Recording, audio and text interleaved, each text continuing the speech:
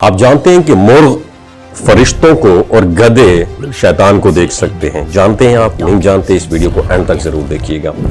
رات کی خاموشی میں جب ہر چیز ساکت ہو جاتی ہے تو کبھی کبھار کچھ آوازیں ایسی سنائی دیتی ہیں جو انسان کے دل میں ایک عجیب سا خوف اور تجسس پیدا کر دیتی ہیں. ایک طرف گدھوں کی زور زور سے ہینگنے کی آواز اور دوسری طرف کچھ لمحوں کے لیے فضا میں پھیلنے والی غیر معمولی سی خاموشی اور پھر مرغ کے بانگ کی آواز. The question is that اگر یہ سب محض اتفاق ہے یا اس کے پیچھے کوئی ایسا سسٹم موجود ہے جو ہماری سمجھ سے باہر ہے. سنن ترمذی کی ایک روایت میں یہ مضمون ملتا ہے.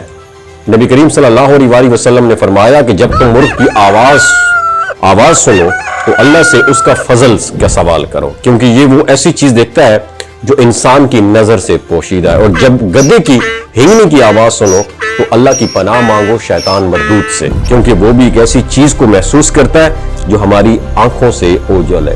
اس روایت نے صدیوں سے انسان کے ذہن میں ایک سوال چھوڑ رکھا ہے کہ کیا واقعی کچھ مخلوقات ایسی حقیقتوں کو دیکھ یا محسوس کر لیتی ہیں جو انسان کے لیے ناممکن ہے.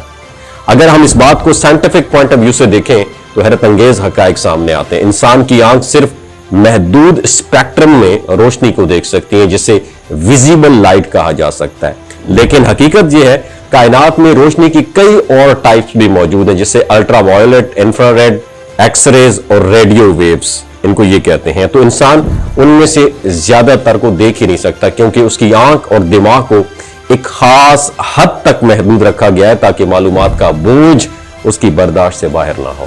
اور اس کے برعکس کچھ جانوروں کی بصارت انسان سے بہت مختلف ہوتی ہے. مثال کے طور پر مرغ کی آنکھ میں روشنی کو محسوس کرنے والے سیلز یعنی فوٹو ریسیپٹرز جو ہوتے ہیں ان کی تعداد اور ٹائپس انسانوں سے زیادہ پیچیدہ ہوتی ہے، اور یہی وجہ ہے کہ وہ ایسے رنگ اور روشنی کی لہروں کو بھی محسوس کر سکتا ہے جو انسان کے لیے مکمل طور پر مطلب ہے کہ مرئی نہیں ہے. اور یہی وجہ ہے کہ مرغ ایسی روشنی کو دیکھ لیتا ہے جسے ہم نورانی مخلوق یعنی فرشتے کہتے ہیں، اور مرغ انہیں دیکھ کر کیا کرتا ہے؟ بانگ دیتا ہے. اور بعض ماہرین کے مطابق پرندے زمین کا جو میگنیٹک فیلڈ ہے، مقناطیسی میدان ہے، اور ماحول کی باریک تبدیلیوں کو بھی محسوس کرنے کی صلاحیت رکھتے ہیں، جس سے ان کا ادراک انسان سے کہیں زیادہ وسیع ہو جاتا ہے. اسی طرح اگر ہم گدھے کی بصارت اور اس کی حس کو دیکھیں تو یہ بھی ایک خاص قسم کی نوعیت ہے.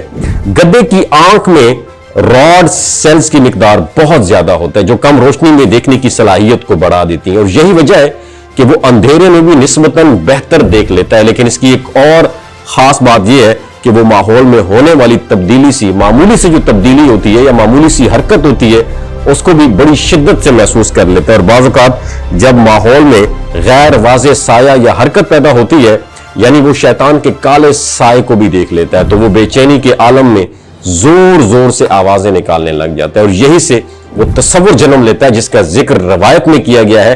کیا یہ سب محض حیاتیاتی سسٹم ہے یا اس کے پیچھے کوئی ایسا پوشیدہ پہلو بھی ہے جسے ہم مکمل طور پر انڈرسٹینڈ نہیں کر سکتے؟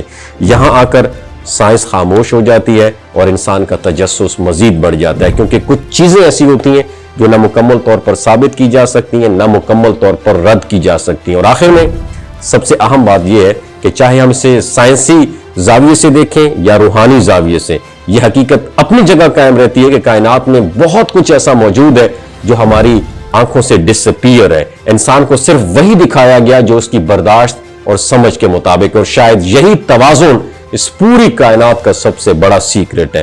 اور یہی وہ پوائنٹ ہے جو انسان کو خوف بھی دیتا ہے اور حیرت بھی دیتا ہے. اور اس میں سوچنے والوں کے لیے سب سے بڑی لرننگ ہے کہ ہر حقیقت آنکھ سے نہیں دیکھی جاتی، کچھ حقیقتیں محسوس بھی کی جاتی ہیں.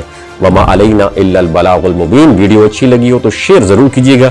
نیچے کمنٹ سیکشن میں اپنا ایکسپیرینس لکھ کے نیچے ماشاءاللہ مینشن ضرور کیجیے گا.